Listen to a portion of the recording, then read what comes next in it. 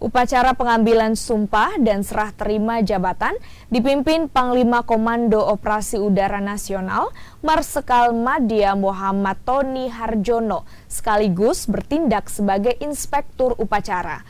Marsikal Muda TNI Andi Kusoro sebelumnya menjabat sebagai PA Sahli TK3 Bidang Ekudak Panglima TNI.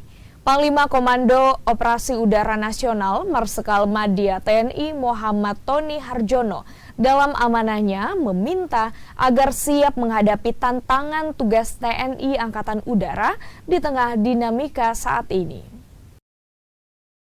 Korps Udara 2 sebagai jajaran dari Korps Udara Nasional yang bertugas menyelenggarakan pembinaan kemampuan dan kesiapsiagaan operasional satuan-satuan TNI Angkatan Udara dalam jajarannya dan melaksanakan operasi-operasi udara dalam rangka penegakan kedaulatan negara di udara, mendukung penegakan kedaulatan negara di darat dan juga di laut.